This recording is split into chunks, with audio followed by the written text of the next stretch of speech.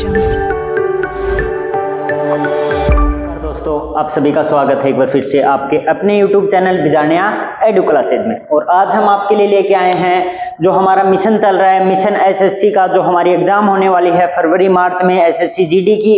उसके लिए हम जो रीजनिंग की क्लासेज लेकर के आ रहे हैं, उसमें आज आपके लिए कौन सी क्लास है?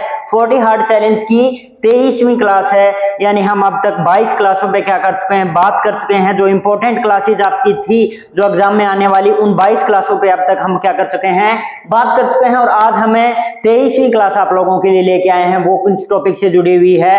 कथन व पूर्व धारणा से जुड़ी हुई है। तो हम पहले भी 2 क्लासों में बात कर चुके हैं कथन व निष्कर्ष से रिलेटेड क्वेश्चन पे, और आज हम बात करेंगे किस पे? कथन व पूर्व धारणा से रिलेटेड क्वेश्चन पे, कि इस टाइप के अगर एग्जाम में क्वेश्चन आए, पूर्व धारणा से रिलेटेड क्वेश्चन आए, तो उनको हम कैसे सोल्व कर सकते हैं। तो उसी क्रम में आज हम किसकी बात कर रहे हैं? पूर्व धारणा की बात कर रहे हैं। तो देखिए, कथन निष्कर्ष और कथन पूर्व धारणा में पहली बात तो अंतर क्या होता है? पूर्व धारणा का अर्थ क्या होता है कि मान्यता, सोचना। जब कोई कथन आए तो आपके दिमाग में अनुमान क्या लग रहा है, या फिर क्या थॉट आपके दिमाग में आ रहे हैं, वही क्या आपकी पूर्व धारणा है। यानी वहां से आपको क्या अनुमान लग रहा है, उसे कथन के माध्यम से। यानी जब भी कोई कथन दे रखा हो, जैसे हम कोई भी एग्जांपल की बात करें कि यहाँ धूम्रपान करना क्या है?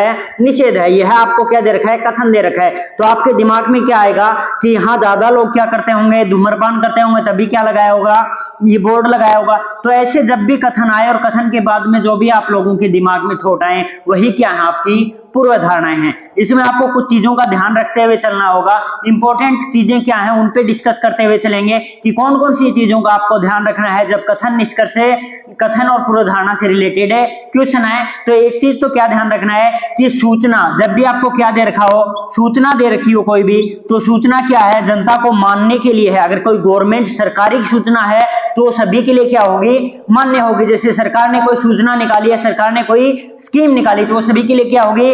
मान्य होगी। और सूचना किस लिए दी जाती है आगे वाले को? अगर वैसी भी सूचना कभी दे रखी हो, सूचना देने का अर्थ क्या होता है कि आगे वाला क्या करेगा? इसको फॉलो करेगा या फिर पढ़ेगा। जैसे हम बात करें कि कहीं पे भी कुछ लिखा हुआ है, जैसे हम कहीं पे जाते हैं, किसी ऑफिस में जाते हैं, उसके बाहर कुछ लिखा हुआ है, तो लिखा किस लिए जाता है? कि सभी लोग इसको क्या करेंगे? पढ़ेंगे। यह सोच के क्या लिखा जाता है? वहां पे कुछ लिखा जाता है। तो ऐसी ही कुछ चीजों का हम क्या कर रखेंगे, इसके अंदर ध्यान रखेंगे।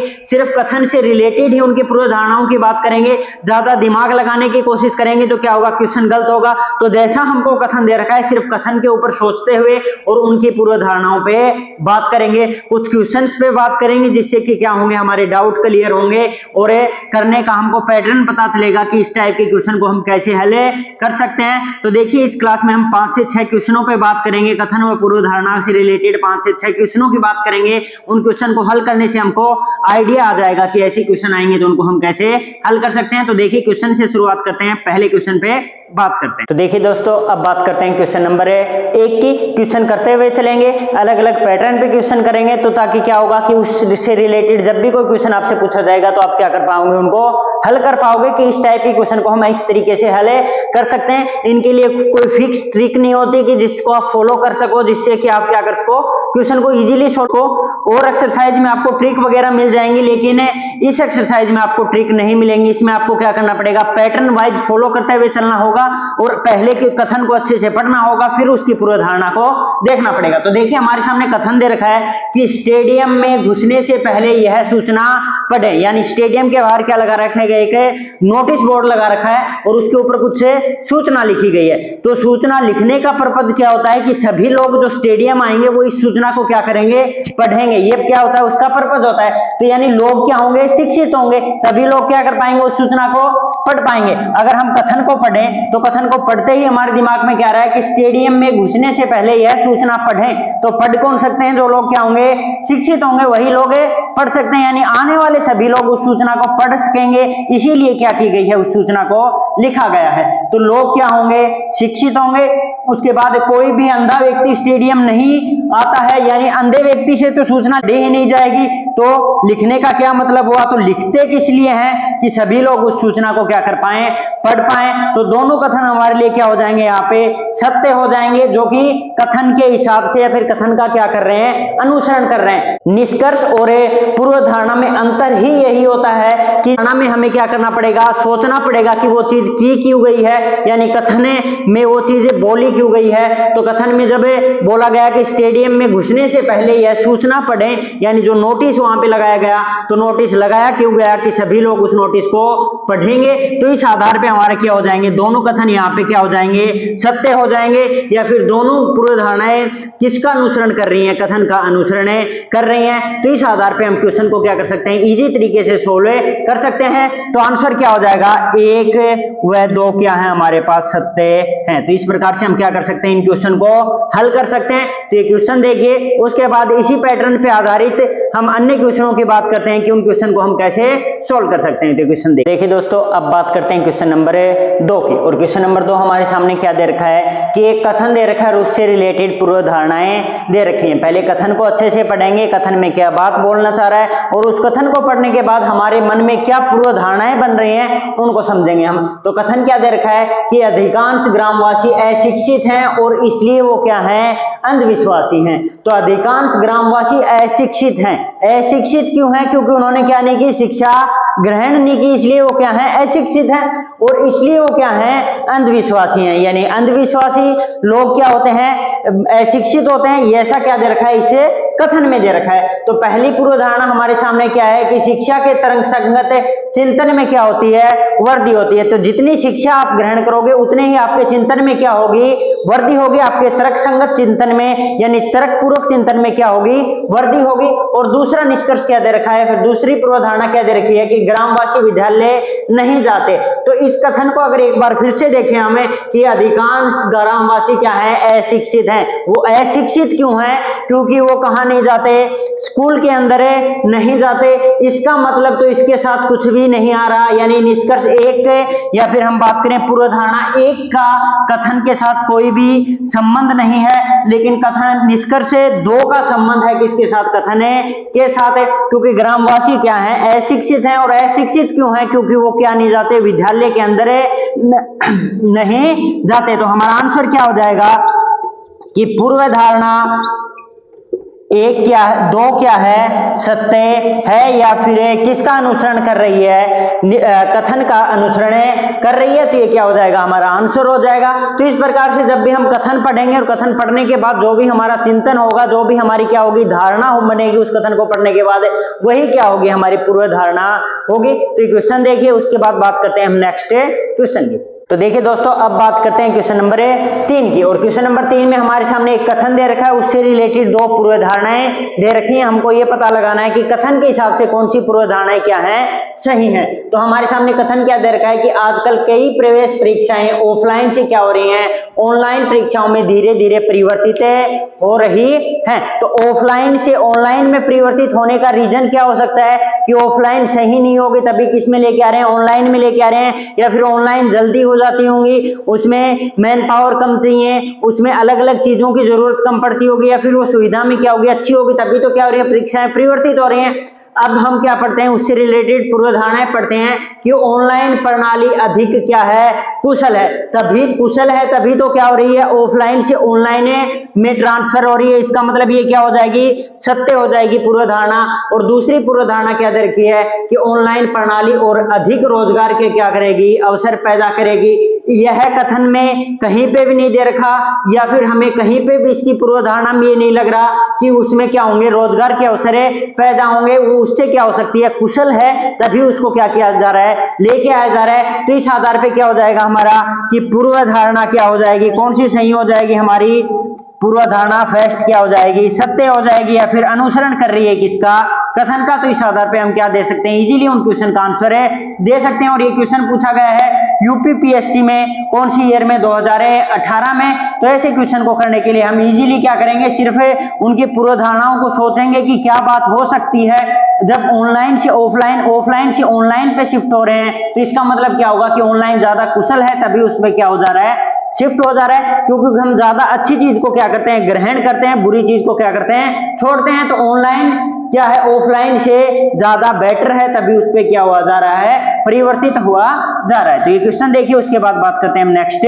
क्वेश्चन। देखिए दोस्तों, अब बात करते हैं क्वेश्चन नंबर 4 की। और क्वेश्चन हमारे सामने क्या दे रखा है कि एक कथन दे रखा है, और कथन में भी क्या है, एक चेतावनी है कि शराब का सेवन स्वास्थ्य के लिए क्या है, हानिकारक है। यानी शराब का सेवन करना स्वास्थ्य के लिए हानिकारक है, ये क्या है कि चेतावनी दी गई है। तो चेतावनी से रिलेटेड जब भी क्वेश्चन आए तो हम ध्यान कर क्या रखेंगे कि पूर्व धारणा या फिर अनुमान में ध्यान क्या रखेंगे कि चेतावनी दे रखी है कि शराब का सेवन है स्वास्थ्य के लिए हानिकारक। अब इससे रिलेटेड पूर्व धारणाएं देखते हैं हमें कि चेतावनी की आवश्यकता नहीं है। ये तो साफ साफ क्या हो गया, गलत हो गया, जो हमारे कॉन्सेप्ट से भी क्या चला गया, अलग चला गया। इसका अनुमान हम सिर्फ क्या लगा सकते हैं कि स्वास्थ्य को अच्छा रखने के लिए क्या रखनी चाहिए, शराब से दूरी बनानी चाहिए, या फिर शराब का सेवन नहीं करना चाहिए स्वास्थ्य को अच्छा रखने के लिए। दूसरा, शराब का सेवन करने वाले लोग स्वस्थ रहते हैं, शराब का सेवन करने वाले लोग स्वस्थ रहते हैं, ऐसा हमें कहीं नहीं दिया गया। हमें तो क्या बताया गया है कि शराब का सेवन करने वाले लोग क्या है, शराब से स्वास्थ्य के लिए क्या है, हानिकारक है। दोनों ही हमारे लिए यहाँ पे क्या हो जाएंगे, गलत हो जाएंगे। तो हमारी क्या था, कथन में जो चीज थी उसका हम क्या लगाया, हमने पहले अनुमान लगाया और उन अनुमानों के आधार पे अपनी पूर्व धारणाओं को देखा, तो दोनों पूर्व धारणाएं हमारी क्या होंगी, गलत होंगी। तो हमारा आंसर क्या हो जाएगा कि पूर्व धारणा 1 और 2 दोनों क्या है, अंतर्निहित नहीं है। किसके आधार पे, कथन के आधार पे, या फिर कथन को वो क्या नहीं कर रही, फॉलो नहीं कर रही है। तो इस आधार पे हमारा क्या हो जाएगा, ये आंसर हो जाएगा, और दोनों पूर्व धारणाएं हमारी क्या हो जाएंगी, गलत हो जाएंगी। तो इस क्वेश्चन को देखिए आप, उसके बाद बात करते हैं हम नेक्स्ट क्वेश्चन। तो देखिए दोस्तों, अब बात करते हैं क्वेश्चन नंबर 5 की। और क्वेश्चन नंबर 5 क्या दे रखा है, हमारे सामने एक कथन दे रखा है, और कथन में क्या बात कही है कि अपनी दूसरी विजिट पे डॉक्टर ने नुस्खे को क्या कर दिया, बदल दिया। यानी एक व्यक्ति जो डॉक्टर के पास पहली बार गया था, उसका कहीं उसको कोई प्रॉब्लम थी, वो बीमार था, तो जो पहली बार वो गया तो दूसरी बार जाने पे डॉक्टर ने उसकी पहली बार वाली दवाई को क्या कर दिया, बदल दिया। यानी जो उसको ट्रीटमेंट पहली बार दिया गया था उसको बदल दिया। तो डॉक्टर के ट्रीटमेंट बदलने के पीछे रीजन क्या क्या हो सकते हैं, तो हमारी पूर्व धारणाएं इस कथन को पढ़ने के बाद हमारे दिमाग में क्या क्या थॉट आते हैं कि या तो जो पहले नुस्खा अपनाया गया वो क्या था, सही नहीं था, या फिर वो काम अच्छे से नहीं कर रहा था, तब डॉक्टर ने क्या किया, उस नुस्खे को चेंज किया, या फिर दूसरा नुस्खा डॉक्टर को कोई और अच्छा नुस्खा मिल गया होगा उससे कि जिससे जल्दी ठीक हुआ जा सके, तभी क्या कर सकता है, डॉक्टर नुस्खे को चेंज करेगा। तो देखिए पूर्व धारणाओं में पढ़ते हैं कि पहली पूर्व धारणा क्या दे रखी है कि पिछले नुस्खे से रोगी को कोई लाभ नहीं हुआ। हाँ, यदि पहले नुस्खे से रोगी को लाभ नहीं हुआ तो नुस्खे को क्या किया जा सकता है, चेंज किया जा सकता है। इस आधार पर इस पूर्व धारणा को हम क्या मानेंगे, सत्य मानेंगे, क्योंकि इस कथन को पढ़ने से हमारे मन में भी यही क्या आता है, भाव आता है कि पहले नुस्खे को बदलना, यानी क्या करना कि पहला काम नहीं कर रहा, इसीलिए पहले को बदल करके दूसरे में अन्य दवाई दी गई। उसमें दूसरे को पढ़ते हैं कि रोगी ने पहले नुस्खे को गंभीरता से नहीं लिया। डॉक्टर को इस बात का क्या पता कि उसने गंभीरता से लिया या फिर नहीं लिया, और गंभीरता की बात का तो कथन में कहीं पे भी कोई जिक्र नहीं किया गया। रोगी डॉक्टर को दवाई देता है यह सोच करके कि रोगी क्या करेगा, उन दवाइयों को ग्रहण करेगा या उन दवाइयों का क्या करेगा, सेवन करेगा, जिससे वो क्या होगा, ठीक होगा। और ऐसा रोगी कोई नहीं होगा जो उसको क्या न ले, गंभीरता से न ले। और गंभीरता से न लेगा तो भी डॉक्टर उसको क्यों बदलेगा, जब उसका नुस्खा क्या है, सही है। तो ये क्या हो जाएगा, यहाँ पे गलत हो जाएगा। तो इस आधार पे हमारा क्या हो जाएगा कि पूर्व धारणा 1 किसका अनुसरण कर रही है, कथन का अनुसरण कर रही है। तो इस आधार पे हम क्या कर देंगे, आंसर क्या हो जाएगा हमारा, पूर्व धारणा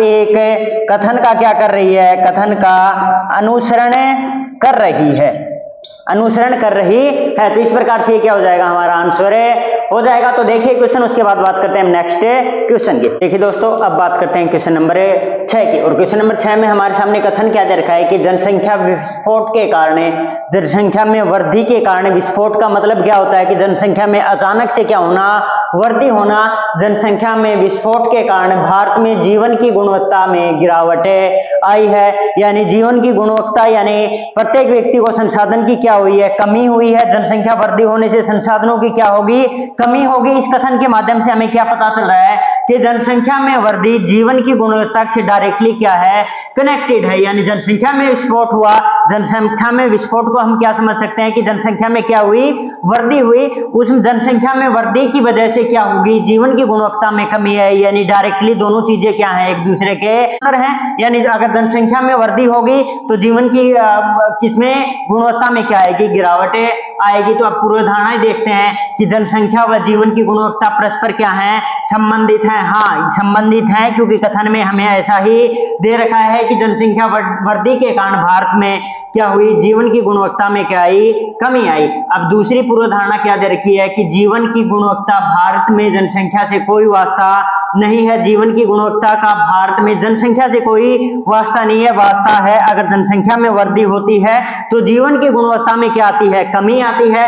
और जनसंख्या अगर स्थिर रहती है तो जीवन की गुणवत्ता भी क्या रहती है, स्थिर रहती है। ये चीज हमें किसमें दी गई है, कथन में दी गई है। तो इस आधार पे हमारा क्या हो जाएगा कि पूर्वधारणा कौन सी सही हो जाएगी, हमारी पूर्वधारणा एक क्या कर रही है, अनुसरण कर रही है किसका, अनुसरण कर रही है किसका, कथन का। तो इस आधार पे हमने क्या किया, कथन को पढ़ा, उसके बाद उन चीजों को समझा और समझ करके क्या दिया, उस चीज का आंसर दिया, जिससे कि क्या हो गया, हमारा क्वेश्चन है सही हो गया। और आज की क्लास को हम यहीं पे समाप्त करते हैं। कथन और पूर्वधारणा से रिलेटेड हमारे 6 क्वेश्चन हो चुके हैं। कथन निष्कर्ष, कथन पूर्वधारणा और न्याय वाक्य की हमारी 3 क्लासेज हो चुकी हैं, जिनमें अलग अलग टाइप के हमने क्वेश्चन किए हैं। अब भी आप लोगों के अगर कोई डाउट बचे हुए हो तो आप लोग हमें कमेंट कर सकते हैं, या फिर हमारे सोशल मीडिया पे हमको कोई भी क्वेश्चन भेज सकते हैं, तो उसका हम आपको सॉल्यूशन प्रोवाइड करने की पूरी कोशिशें करेंगे। तो हमारी 40 हार्ड चैलेंज की आज की क्लास को हम यहीं पे समाप्त करते हैं। कल नेक्स्ट क्लास में हम आप लोगों के लिए अलग से कोई एक्सरसाइज लेके आएंगे रीजनिंग की, जो कि आपकी एसएससी जीडी में आने वाली है। और हमारा एसएससी जीडी का सिलेबस लगभग कंप्लीट होने वाला है। उसके बाद कुछ क्लासेज हम मॉडल पेपर पे बात करेंगे, और उसके बाद हमारी कुछ क्लासेज होंगी जो आपके पेपर आएंगे डेली, उन पेपर को एनालाइज करना, जिससे कि क्या हो, आगे वाली शिफ्ट में आने वाले बच्चों के एग्जाम क्या हो जाएं, उन लोगों को समझ में आए कि कैसे कैसे पेपर आ रहे हैं और उनको कैसे हम क्या कर सकते हैं, सोल्व कर सकते हैं। तो आज की क्लास को हम यहीं पे समाप्त करते हैं। मिलते हैं आप लोगों से नेक्स्ट क्लास में। और आप लोगों को अगर हमारी वीडियो अच्छी लग रही है तो हमारे चैनल को सब्सक्राइब करें और हमारी वीडियो को लाइक करें और अपने दोस्तों को भी शेयर करें, ताकि वो भी क्या कर पाए, रीजनिंग को अच्छे से समझ पाए। तो हम लोगों से